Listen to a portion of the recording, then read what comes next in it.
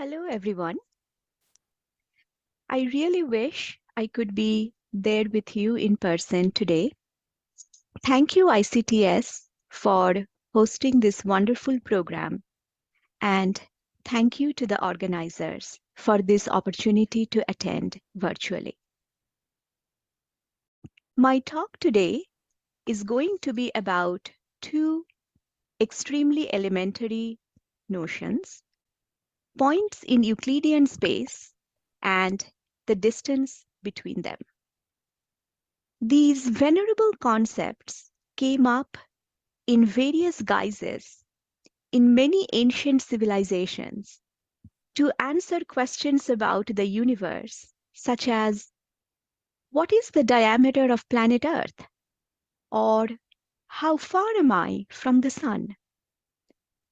The goal for this talk today is to convince you that while those early questions in geometry and astronomy may have been put to rest, the notion of distance between points remains an incredibly rich source of research problems and a driving force in many areas of modern mathematics.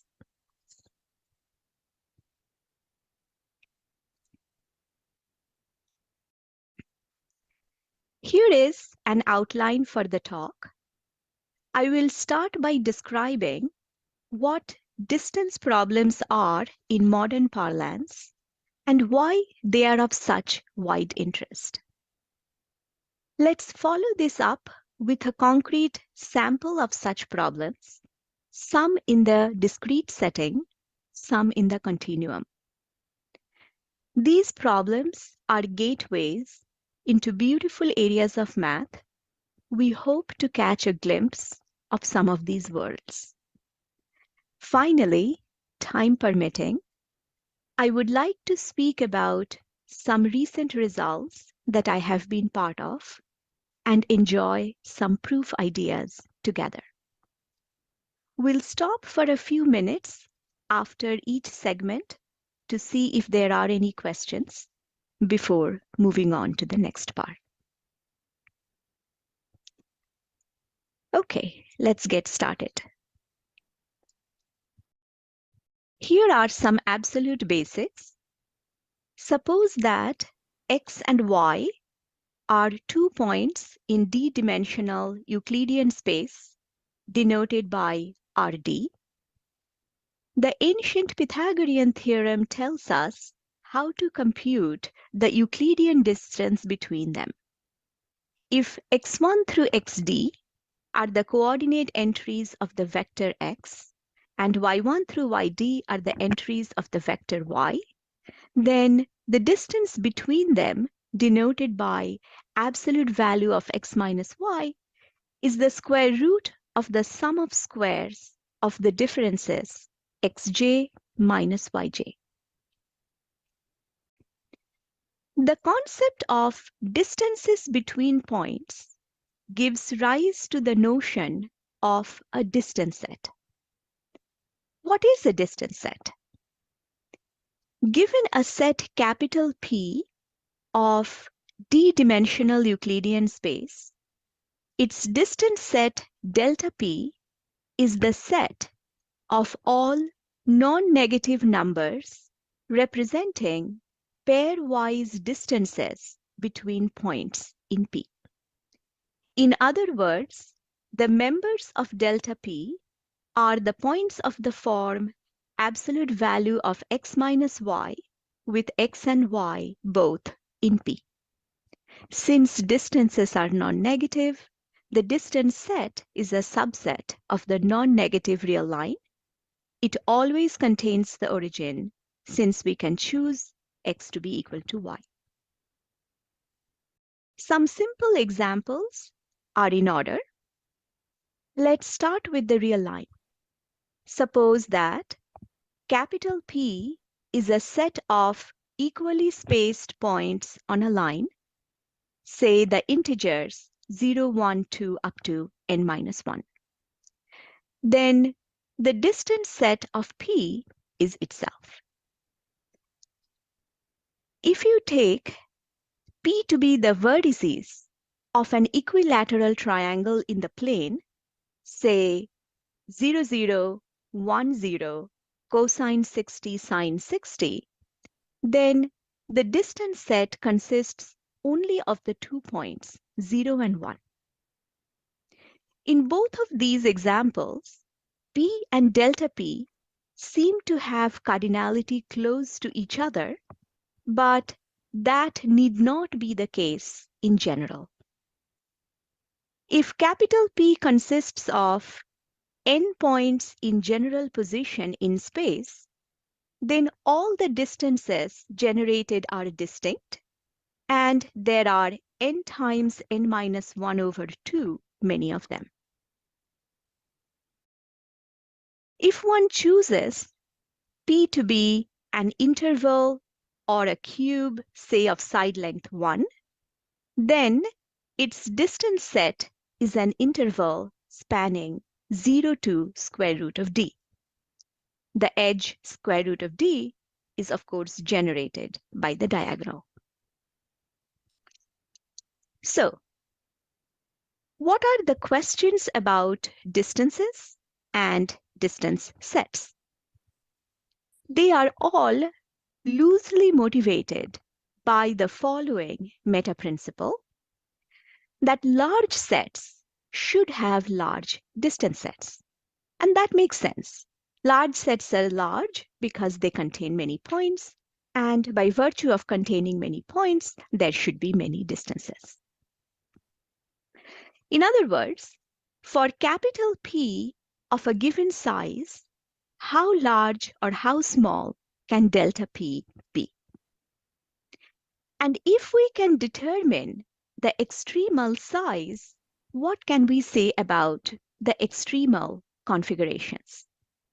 Namely, the distribution of points that realizes the extremal size of the distance sets.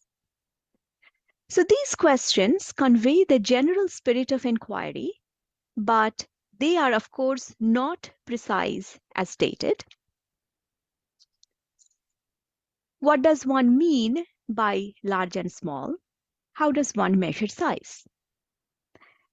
In a moment, I am going to state some precise formulations of these questions, but let's pause for a moment to ask perhaps a more pertinent question: why should we study such problems? First of all, these questions are exceptionally simple to state, often easy to visualize, and natural tools in studying the distribution of points in sets. Not surprisingly, they came up independently both in the discrete and continuum settings in the early 1900s and have stuck around ever since. They have started new areas in combinatorics, in analysis. They have interacted richly with other classical areas like number theory and geometry. Their variants have emerged in more modern fields like geometric measure theory, information theory, and theoretical computer science. It would be impossible for me to tell you about all the ways in which distance problems have come up in the literature, and indeed, I am a non-expert in most of these areas. But within the confines of this talk, you will catch glimpses of the many facets of these questions that intersect with multiple areas. Okay, so I promised to describe a few problems to you. Here we go. A celebrated distance problem in the discrete setting is the Erdős distinct distance problem. Let capital P denote a finite point set in d-dimensional space consisting of n points. The distance set of P is then, of course, also finite. Let's ask, how many points lie in the distance set delta p?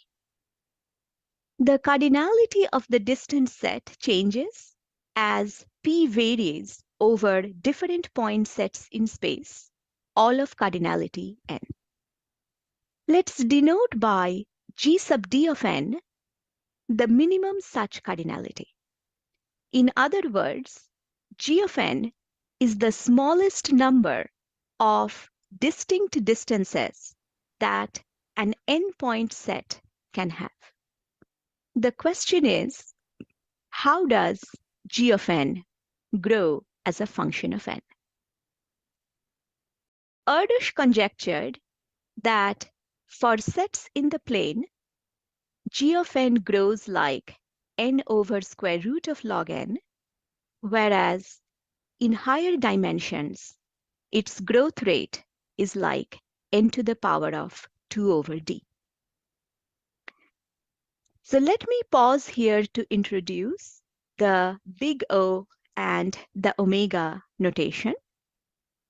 For upper bounds, where the implicit constant is absolute, depending only on the dimension, we will write big O. So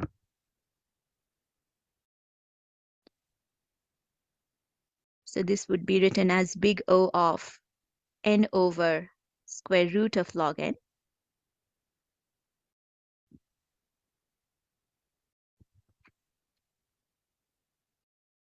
And this one will be written as omega of n over square root of log n. Okay.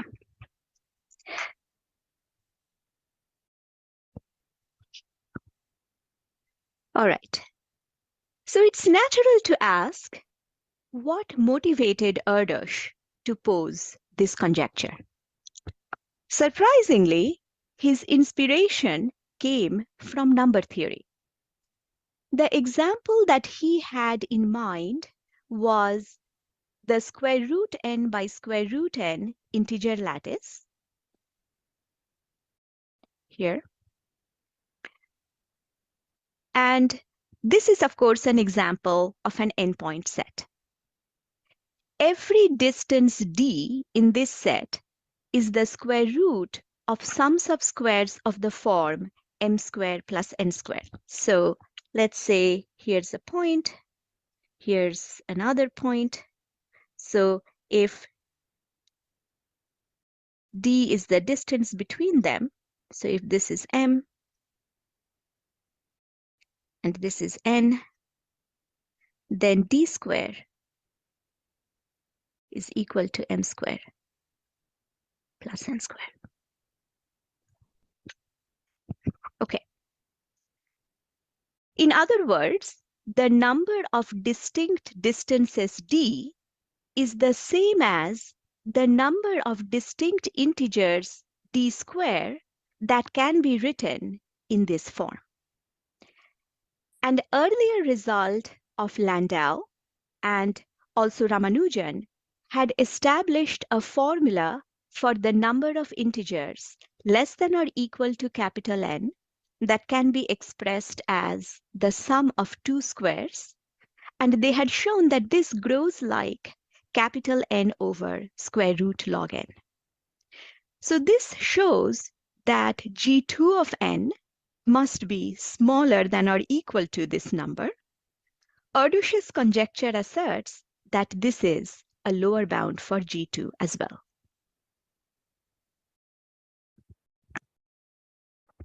The distinct distance problem has been enticing mathematicians for more than 75 years, as this long and inexhaustive list certifies. The conjecture has been almost resolved in the plane, a highly acclaimed result of Guth and Katz from 2015. For dimensions 3 and higher, the currently known best exponent is off from the conjectured one by a term that is of the order of a constant over d squared, a result that is due to my colleague Joseph Solimoshi and Van Wu. So an important strategy in addressing the distinct distance problem is incidence geometry. One of the finest renditions of this is the Guth-Katz argument, which I won't try to reproduce here. But I strongly urge those of you who haven't seen it and who are interested to look at their paper in the Annals and also read the various expositions of their argument in mathematical blogs around the world. What I intend to do, however, is to give you a flavor of an incidence geometry argument in a single slide, which originated in the work of Erdős before it became an area of research unto itself. So Erdős proved that G2 of n is bounded below by root n. And here is his argument. So start with a finite set capital P in the plane consisting of n points. And fix 2 points, little p and little p prime, in capital P.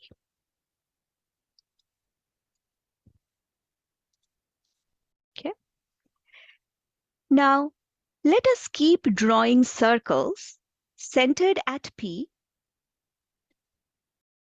that pass through points in the set capital P.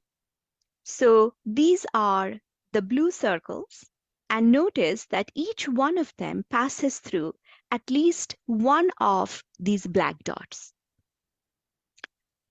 Now, some circles may contain more than 1 point if they are equidistant from P, as you can see from the diagram. Now, suppose we have ended up with S many circles before we run out of points. So S many blue circles.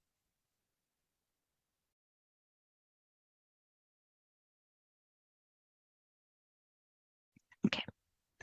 Now let's do the same thing with P prime. Draw circles centered at P prime, passing through points in capital P. And let's say we have T many of these. So T red circles. Okay. So in this diagram, S is 3 and T is 2. Then all the points in the set capital P must be contained in the intersection of the two families of circles, since that is how we drew them. Now, two circles intersect in at most 2 points, so the total number of possible intersections must be 2st. So we must have at most 2st many intersection points. And all of capital P must be contained within this intersection, except possibly P and P prime themselves. So we conclude that n minus 2 is less than or equal to 2st. So n minus 2 is cardinality of P minus 2. And so either S or T is at least of the order of square root of log n. And since S and T were the number of red and blue circles, respectively, they also embody the number of distinct distances originating in capital P. So the distinct distance problem has almost been resolved in at least in 2 dimensions. But there is another distance problem also attributed to Erdős, which is far from a solution. This is the Erdős unit distance problem. Once again, the question is deceptively simple. Start as before with a finite set capital P in the plane consisting of n elements and ask how many point pairs P comma Q are there in capital P that are a unit distance apart? For example, if you are looking at a regular n-gon with side length 1, then the number of such pairs would be capital N. Let U of capital N denote the maximum cardinality of such pairs as capital P ranges over all endpoint sets. Now, how does U of N grow as a function of N? Once again, using the root n by root n integer lattice was an inspiring example. Classical results of Fermat and Lagrange says that there is a number x such that at least half of n to the power of 1 plus c over log n pairs of points in the lattice are square root of x apart. This provides a lower bound on un. Erdős's conjecture was that this is also an upper bound. In other words, u of n grows like a factor of this quantity n to the power of 1 plus a constant over log n.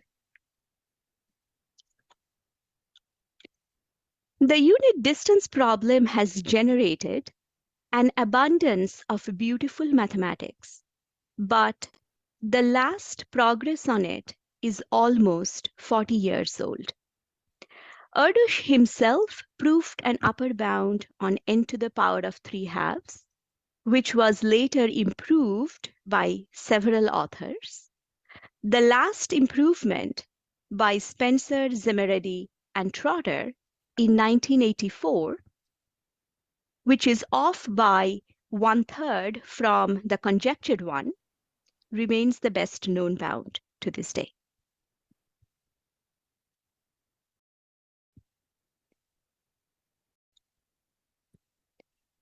Even though this particular distance problem has proved intractable so far, it has brought about a genuine shift of perspective in the literature surrounding distance problems.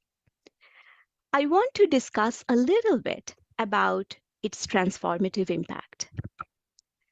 One of Erdős's seminal contributions was to recast the unit distance problem in the language of graphs. A graph is a collection of vertices and edges. Edges contain certain pairs of vertices.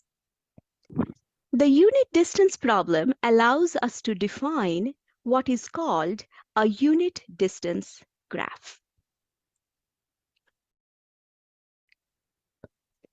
The vertices of the graph corresponds to the points in the set capital P. Two vertices are joined by an edge if and only if their distance is 1. Then U of capital N is simply the maximum number of edges such a graph can have. We can then reformulate the unit distance problem by asking, does the geometric property of being unit distance apart translate to something special about the unit distance graph?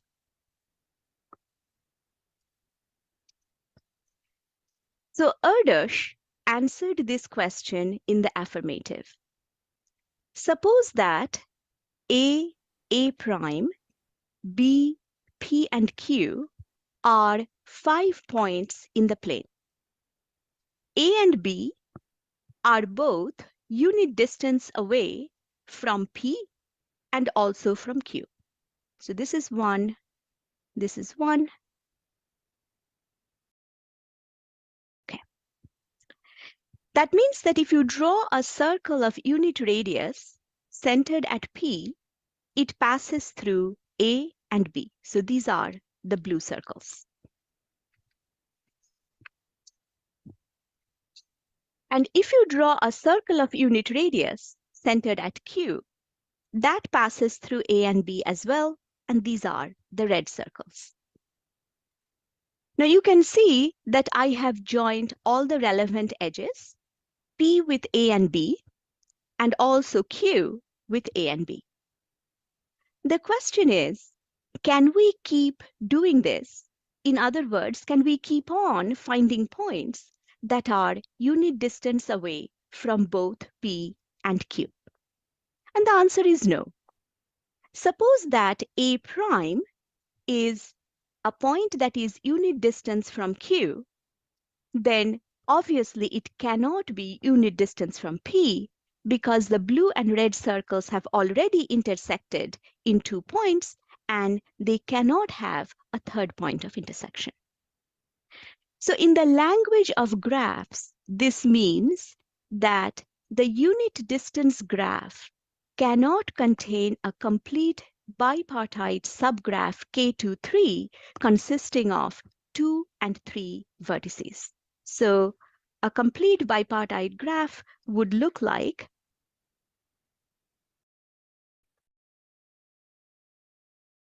where everything is connected to everything else. So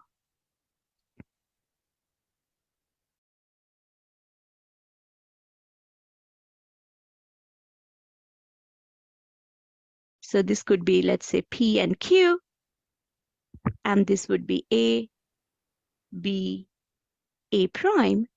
And what we have just now shown is that this is forbidden. This is not allowed.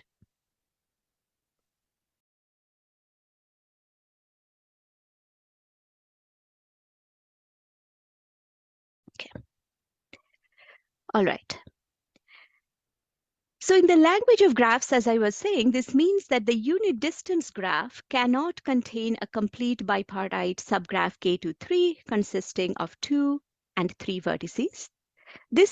So the reframed unit distance problem would ask, what is the maximum number of edges in a K23 free graph with capital N vertices? And indeed, all the advances in the unit distance problem have been via this route.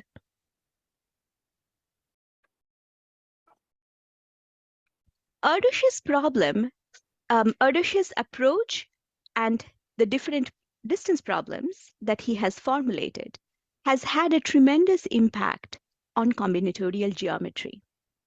Today, when trying to solve a geometric optimization problem, it is standard practice to extract some special combinatorial property of the underlying structure.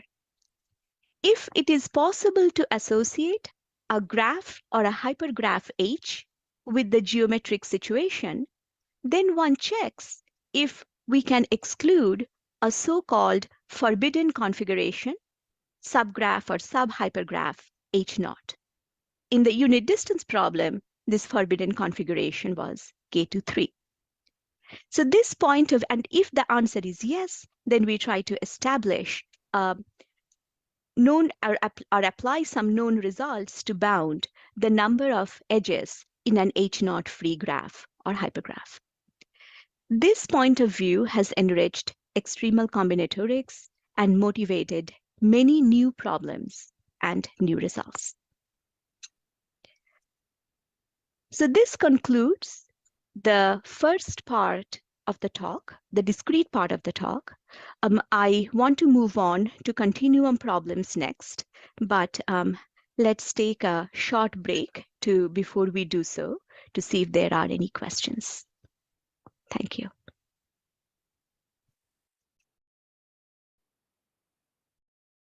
Any questions?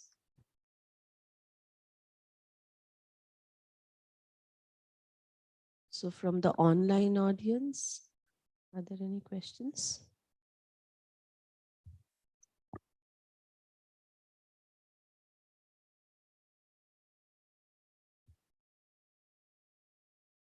The second part of this talk is devoted to a discussion of distance problems in the continuum setting. In the discrete setting, the sets P that we considered were finite n-element sets. In the continuum, sets are typically uncountable, and the counting measure no longer works. We need other measures to capture the notion of largeness. And no surprise, the first stop is the Lebesgue measure lambda d on RT. The first results on distance problems in the continuum predate their discrete variants. One of the earliest results in the subject is due to Steinhaus in 1920 and its higher dimensional generalization due to Picard in 1942. So what they showed is the following. Take any dimension d greater than or equal to 1 and any Borel set E subset of Rd of positive Lebesgue measure. Then, if you look at the algebraic difference set E minus E, consisting of points of the form x minus y for x and y in E, this difference set contains a ball centered at the origin. The distance set delta E is, of course, the image of the difference set under the absolute value map. And so, if E minus E contains a ball centered at the origin, delta E must contain an interval of the form 0 to A for some positive A.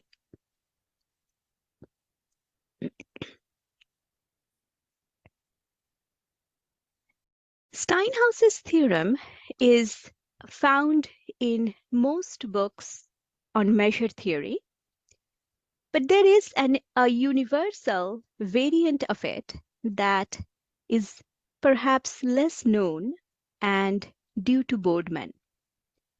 So let me take this opportunity to state it here. Boardman proves the following. He proves many things, but this is one of his conclusions. Pick any parameter lambda strictly larger than half, then there is a universal constant depending only on lambda, such that any Borel set E subset of the unit interval with Lebesgue measure at least lambda must contain all distances between 0 to C lambda. In other words, the distance set of E must contain an interval 0 to C lambda, and it's important to note that this constant is independent of the set E. Okay. The proof of Boardman's theorem is quite elementary, so maybe we can take this opportunity to outline the main steps here. If lambda is strictly larger than a half, we can pick a positive constant C such that 1 plus C is less than 2 lambda. Now, take any x between 0 to C and any Borel set E in the unit interval 0 to 1 with one-dimensional Lebesgue measure lambda. So x plus E is contained in x to 1 plus x, and whereas E is contained in 0 to 1. So their union is contained in their convex hull of the two intervals, therefore between 0 and 1 plus x. Since x is between 0 and C, it's between 0 to 1 plus C. Therefore, the Lebesgue measure of the union of these two sets is at most the Lebesgue measure of this interval, which is 1 plus C. And our choice of C dictates that this number is strictly smaller than 2 lambda, but 2 lambda has a special interpretation. It is the sum of the two component sets. So the sum of the Lebesgue measures of the two sets x plus e and e. But now let's see what this inequality means. It says that the measure of the union of the two sets is strictly smaller than the sum of the individual measures, and that can only happen if the intersection of, so that this can only happen if there is some point in the intersection. So if this is, one of them is x plus e and the other one is e. So x plus e intersected with e is non-empty, and this is just another way of saying that x belongs to e minus e. And because x was an arbitrary element of 0 to c, that says that the distance set contains the interval 0 to c.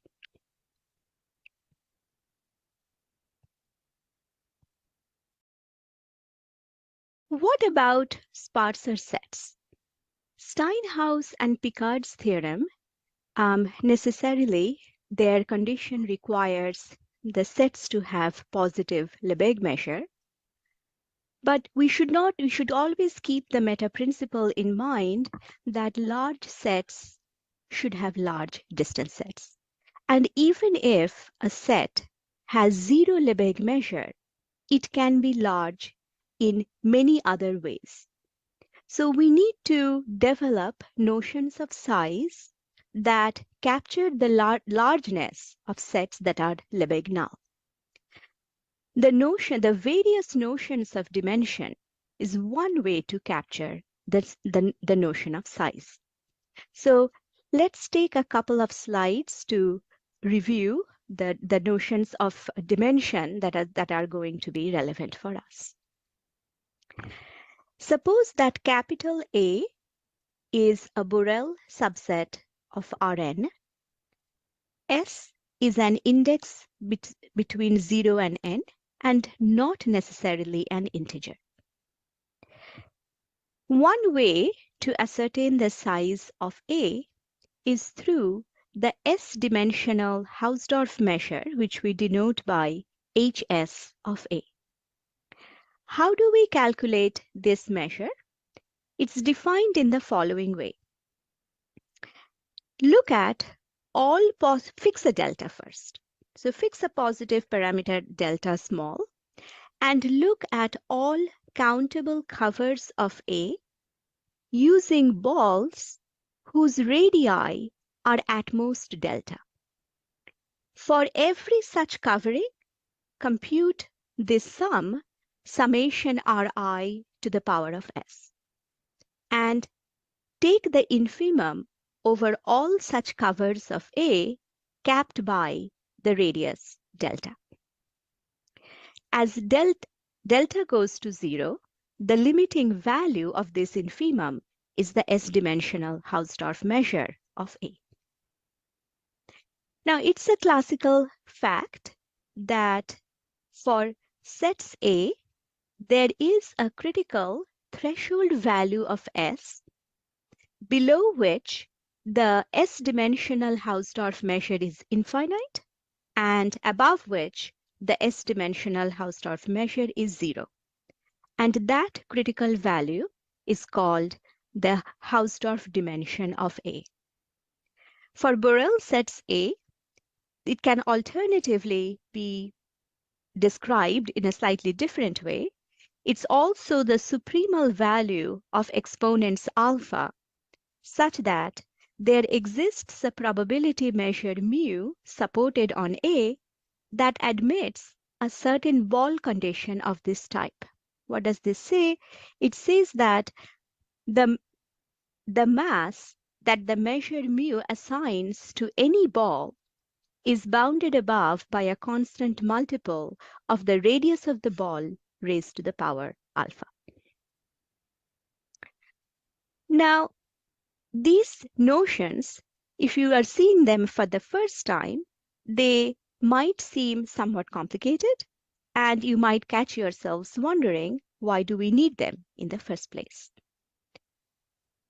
Well, this was part of a long journey to determine how to measure the size of sets that are extremely rough, for not as well behaved as lines or curves or surfaces, which have integer topological dimension, but for which nonetheless we need, where we need to measure them.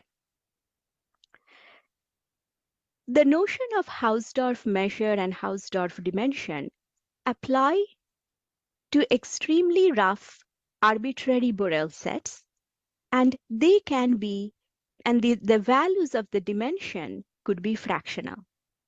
Here are a couple of examples. Let's look at the Sierpinski triangle. One starts with an equilateral triangle, scoops out an equilateral triangle from the middle. You are left with three equilateral triangles of size 1/2, and you repeat the same process on it, ultimately ending up with a fractal which is totally disconnected and has holes all over the place. The Hausdorff dimension of this object is log 3 to the base 2. Such fractals abound in geometric measure theory, and Hausdorff dimension is one of many ways we can get to understand their size. Another example is the graph of a Brownian motion, ubiquitous in many areas of mathematics. So this shows the graph of the sample path of a standard Brownian motion. It is well known that these Brownian motion paths are almost surely Holder continuous with exponent 1/2, which makes the graph of the Brownian motion have Hausdorff dimension 3/2.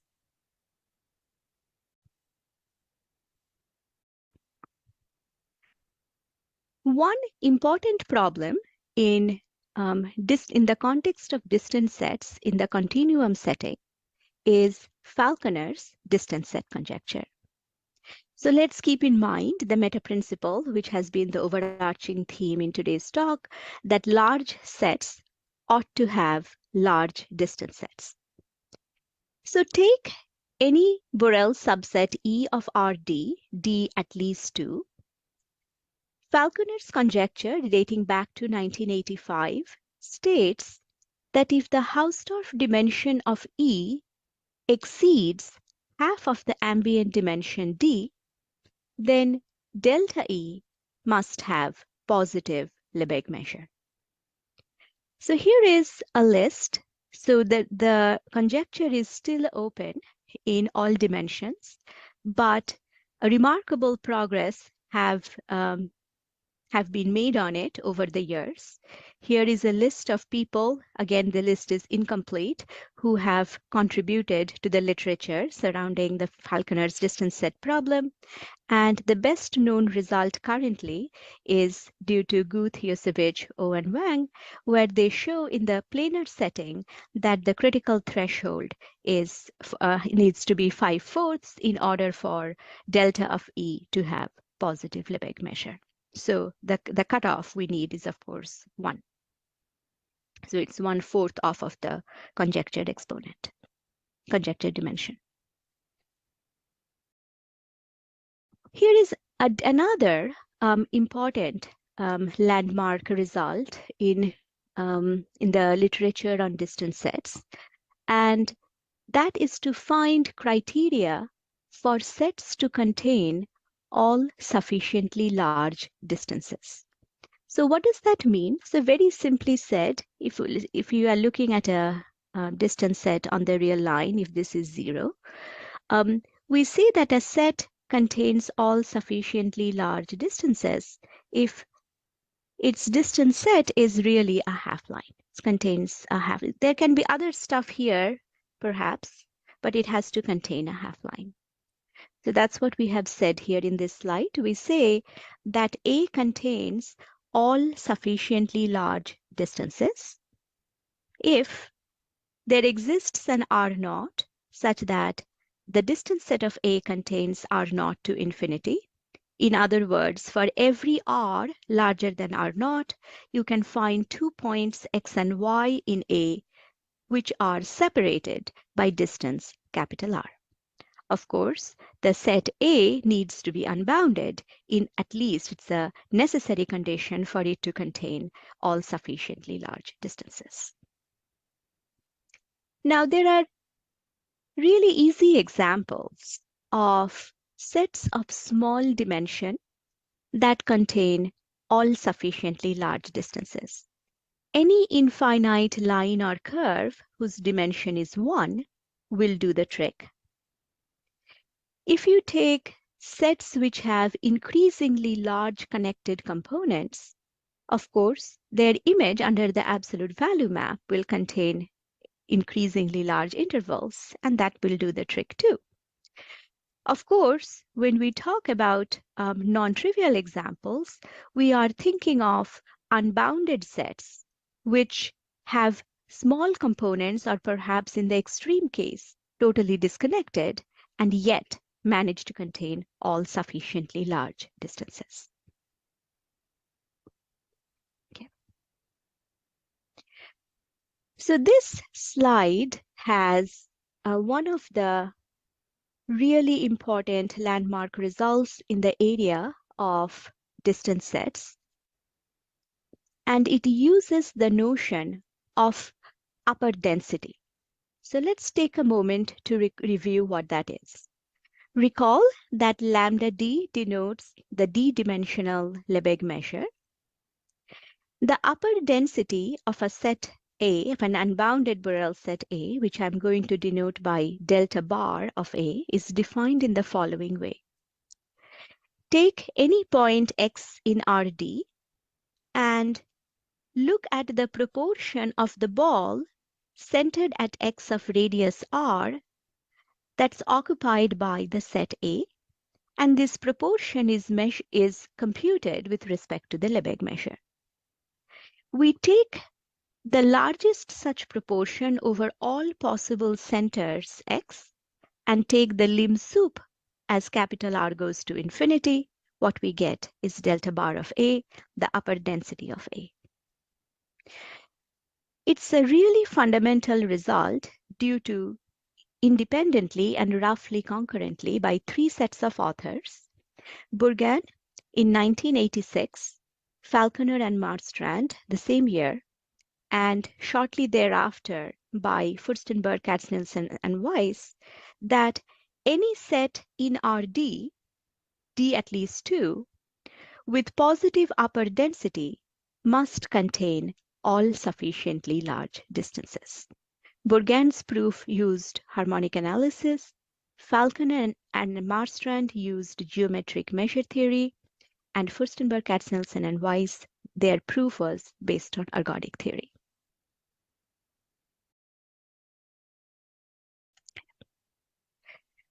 So it has been a natural question to ask that in the absence of the positive upper density condition, what can one say in general about the distance set for unbounded sets? Can one formulate other conditions which might guarantee the same conclusion? Not surprisingly, this question has been posed long ago, and one natural formulation of it was to ask, what if the upper density is 0, but is 0 just barely, in the sense that when one looks at the maximal density of A on a ball of radius r, that density goes to 0 extremely slowly? Is it still possible that such sets A could contain all sufficiently large distances? A very definitive no to this question was given by Alex Rice in 2020. And he proves the following result.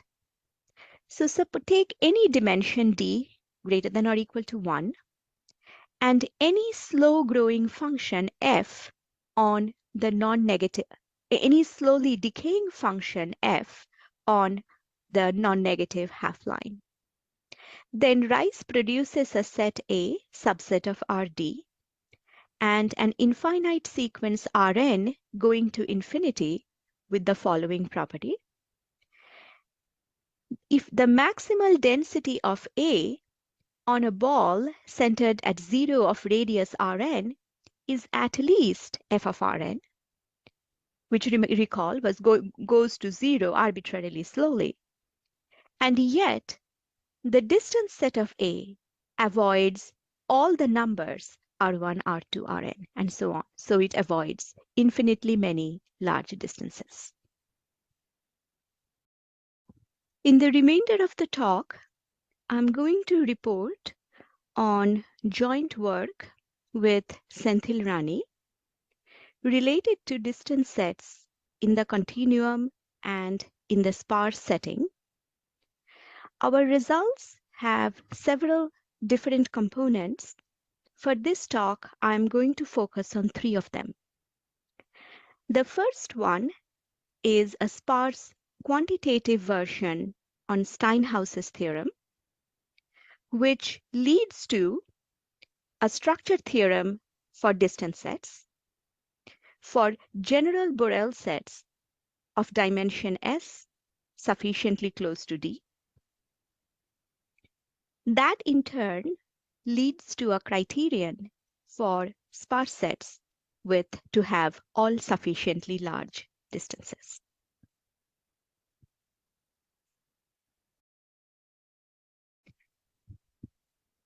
So here is the sparse analog of the universal Steinhaus theorem. Suppose that capital E is a Borel subset of the D-dimensional unit cube, and S is the dimensional exponent between 0 and D. Q sub D denotes the collection of all closed dyadic cubes in 0, 1 to the D. Our first result is the following. Fix any sufficiently small parameter rho and any dimension D larger than or equal to 2. Then there exist absolute constants A, B, and epsilon such that for every Borel set E subset of the unit cube,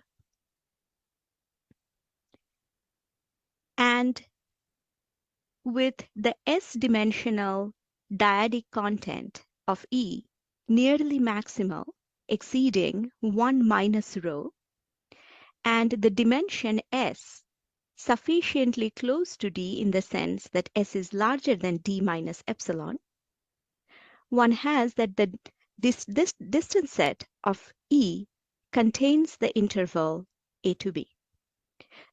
As we observed in Bodeman's theorem, this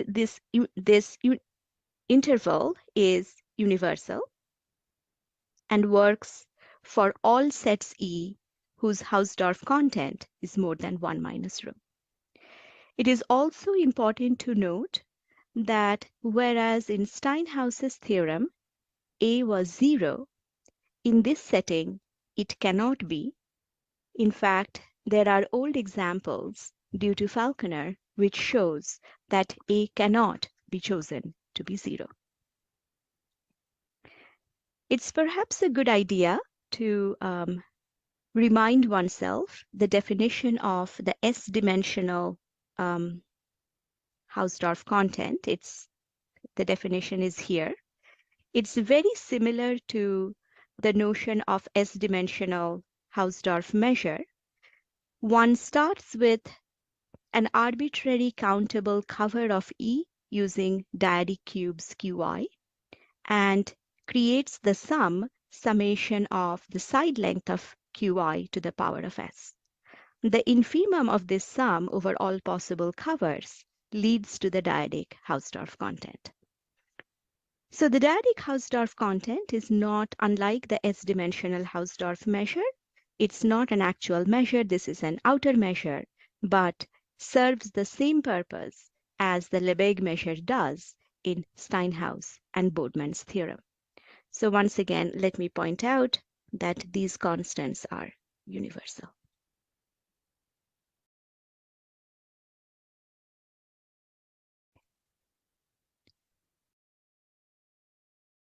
Okay. One consequence of the quantitative Steinhaus theorem is a precise quantitative analog of a well-known theorem of Mattila and Schully. Let's recall what that is. Suppose you are in dimensions d at least 2.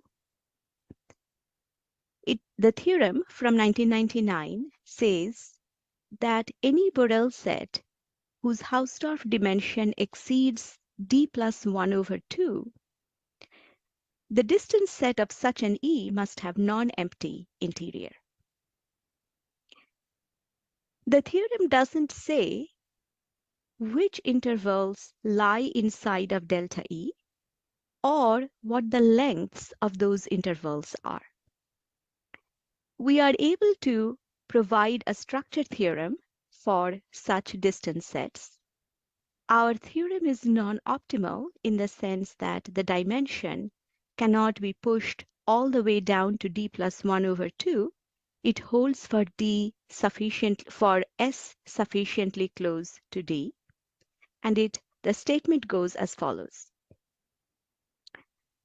Let's d and rho be as before, and a, b, and epsilon, the same parameters that was obtained in the previous theorem. Then choose any Borel set E of the subset E of the unit cube whose S-dimensional Hausdorff measure is positive for some S exceeding d minus epsilon. What that means is that the Hausdorff dimension of E is at least S. This relation then tells you which kinds of intervals lie in the distance set of E. Okay? And as you will notice, these intervals have two components. It's a union. Well, one component is this universal interval AB that came from Steinhaus's theorem. So this is from the universal interval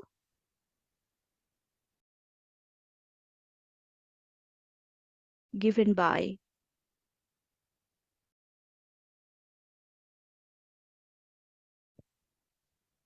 the sparse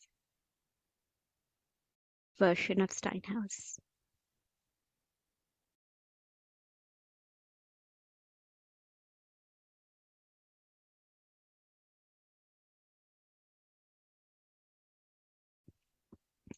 There is another part. The other part is this quantity LQ. And this universal interval has to be scaled by this LQ in order to land inside delta E. So what is LQ?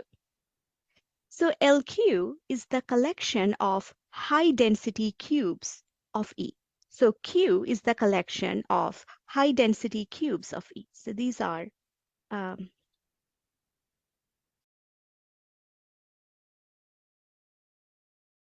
the high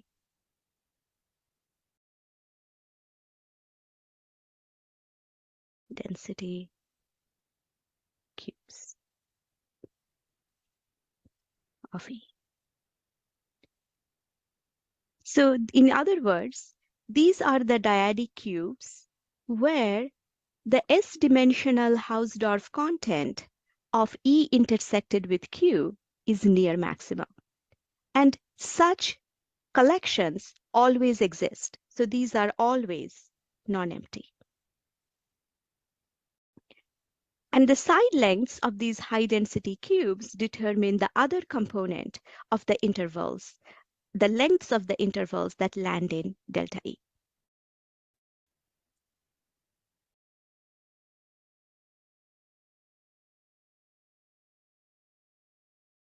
As yet another example of the sparse version of Steinhaus's theorem, we are able to provide a counterpoint to Rice's example by constructing many totally disconnected sparse sets with all sufficiently large distances. So this statement here is a somewhat oversimplified version of what we actually prove. We show that for every d larger than or equal to 2 and s sufficiently close to d, there exists a totally disconnected subset A of Rd of dimension s, which not only contains all distances, but which actually realizes all distances outside every compact set. So indeed, we prove this statement that this is 0 infinity for all R positive. In fact, we prove more. We show that A consists of certain building blocks. Each building block lacks this feature in a very strong sense, in the sense that each one of the building blocks has larger and larger gaps in their distance set. But at the end, their union manages to realize every distance outside every compact set.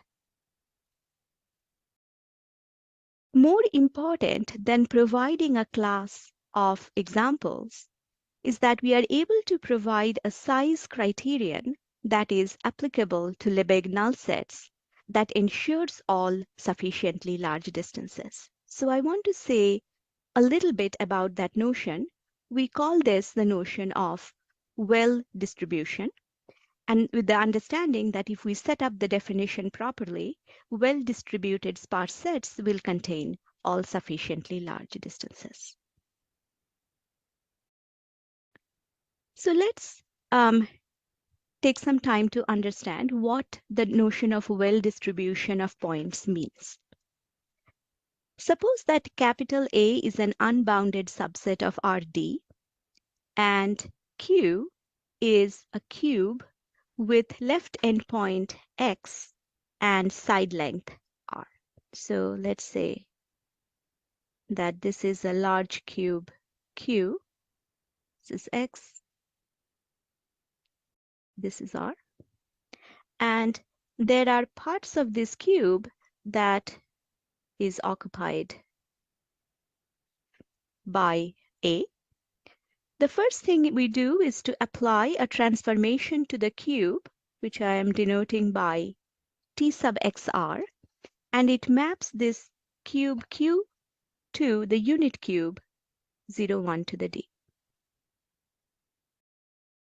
And in this process, the parts of A that were inside of Q, they get mapped into an affine copy of itself. So this we denote by A sub r of x.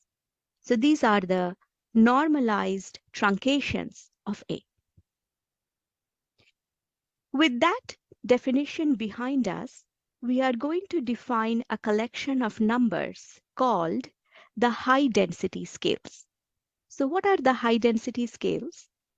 Once you have a normalized truncation, look for all the high density cubes of the normalized truncations, namely all the dyadic cubes sitting inside 0, 1 to the d, where the normalized truncations A sub r of x holds high density.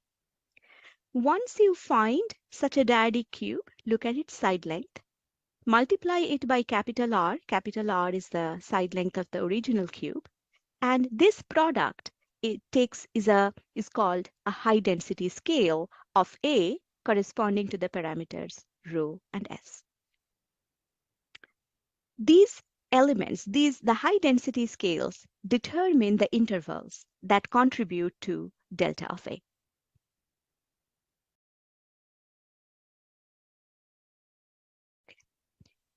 We are going to say that a set capital A is well distributed with S density at least 1 minus rho and growth rate at most a constant C naught larger than 1, if we can find a sequence in the collection of high density scales going off to infinity such that their ratio always of consecutive elements remains bounded by C naught for all n.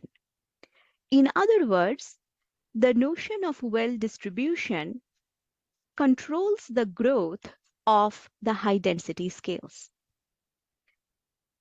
What we prove is that given d larger than or equal to 2 and rho and epsilon and c as before, any well-distributed set with S density 1 minus rho and a growth rate of fixed constant C rho will contain all sufficiently large distances. So in other words, if you want to have all sufficiently large distances, you cannot have these high density scales placed far apart or becoming superlacunary.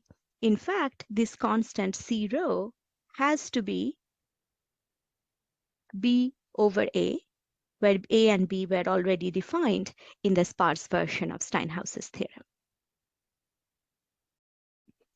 And using this criterion, we are able to construct large families of examples with the property that it contains all sufficiently large distances.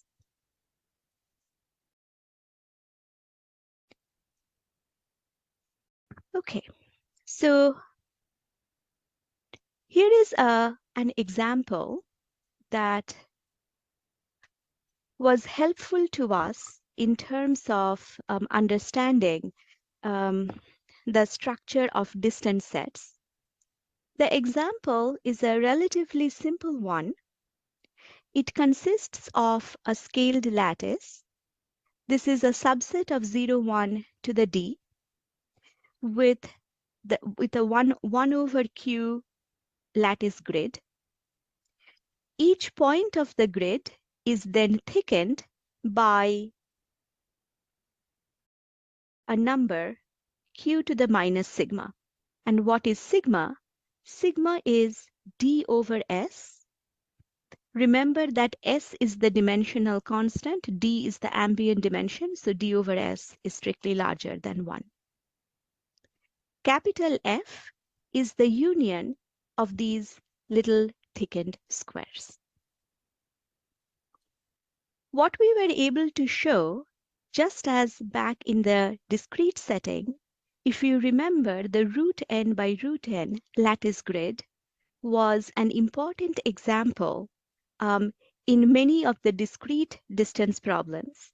Here too, the distances between points in this lattice grid and their delta thickenings plays an important role in determining what the distance set of this is going to be.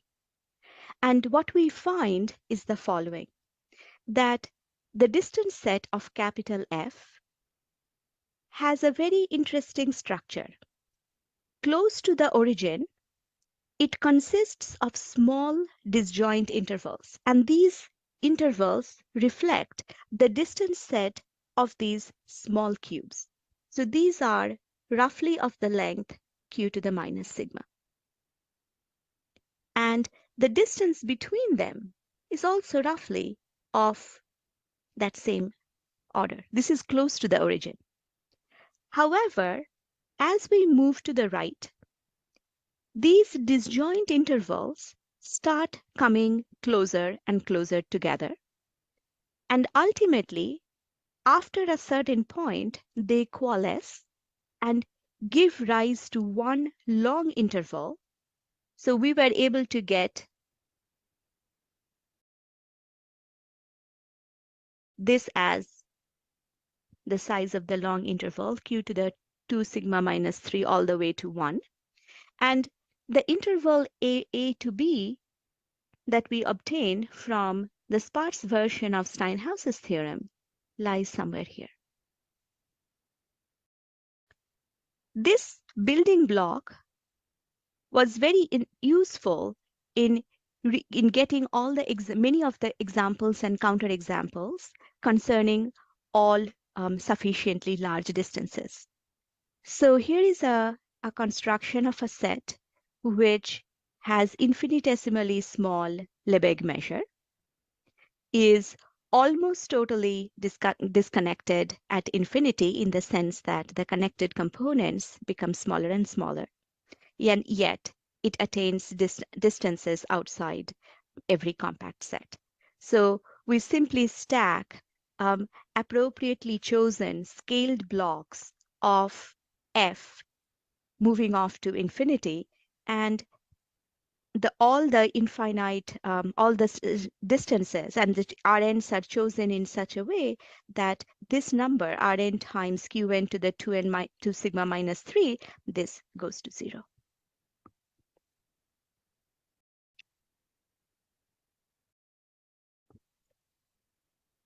So perhaps we will have a chance to discuss more about the proof ideas during the Q&A, but maybe I will wind down now by saying what are the different paths that are there but were not taken in this talk. Everything I talked about today related to the little L2 distance function, the Euclidean one. There are many other notions of distances. For example, LP instead of L2, the distance function generated by the Minkowski functional for convex bodies. I also stuck mainly with the notion of Hausdorff dimension as the measure of size, but there are many other notions of largeness as well. Fourier and Aswad dimension are two of them, as is the notion of Neuhaus thickness. Finally, everything in today's talk concerned distances, which are ultimately just about 2 points. There is a huge literature out there talking about more sophisticated geometric patterns, such as equilateral triangles, simplices, and solutions of equations. All of these versions of the questions that we discussed today can be translated to all types of combinations using these different concepts. And some of these have been studied and others remain promising avenues of exploration. And let me stop with that. Thank you for your attention.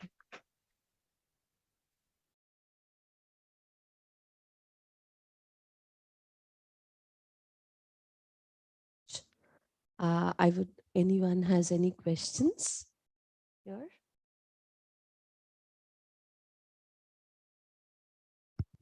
Online, would you like to see?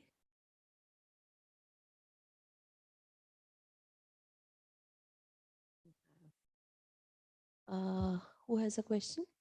Yeah, sure. Chandan. Hello, hi. Thanks for the Hi. talk. So my question is, so if the Hausdorff dimension is large, we expect the distance set to be large, right? That's right. Yes. Okay. So the other question is, so if let's say the Hausdorff dimension is large and not too large, so we're not very close to D, right? But we also Yes. have some information about the Fourier transform, meaning there is a measure mu for which we have, let's say, pointwise domination by certain power of zeta near infinity for the Fourier transform mu. Does it give better control over the distances, or is it really only between the measure, the volume of the measure and the distances? That's right. You know, that's an excellent question. And it what Rani and I originally thought was that if the set has large Fourier dimension or supports, as you said, supports a measure that has a power decay at infinity, perhaps it should, in principle, it should say something about the special about the distance set. I mean, what we had hoped that we could prove was that perhaps it contains an interval near zero. So it would be, this is exactly what you are asking. The Hausdorff dimension is not too large, but it has some extra structure. As of now, we do not know if having a positive Fourier dimension forces the distance set to contain an interval of the form 0 to epsilon. There are many examples with this property. For instance, if you look at the work of Shmerkin and Suomala, they have this paper called Patterns in Random Fractals. And they create this family of sets which have some Fourier decay property, and their distance sets contain the interval 0 to epsilon. But these are examples. It is not known in general what additional structures Fourier decay brings to distance sets. It's a great question, and I'd love to know the answer to this question. We tried, but we couldn't prove it.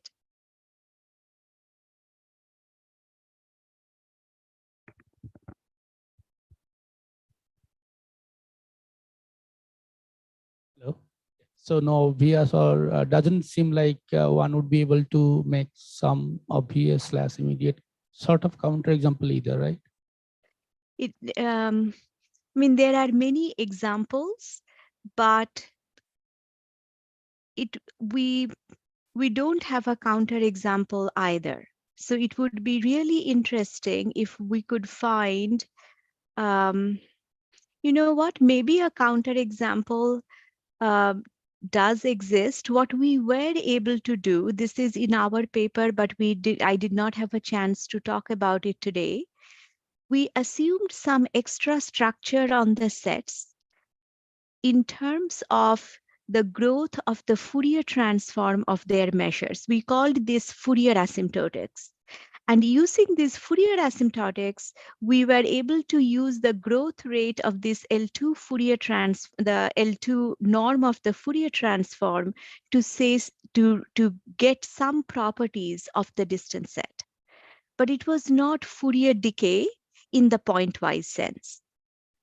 As far as I know, there is no counterexample as of now which produces a set of positive Fourier dimension where the distance set near the origin doesn't contain an interval. I'm not aware of any such example at the moment.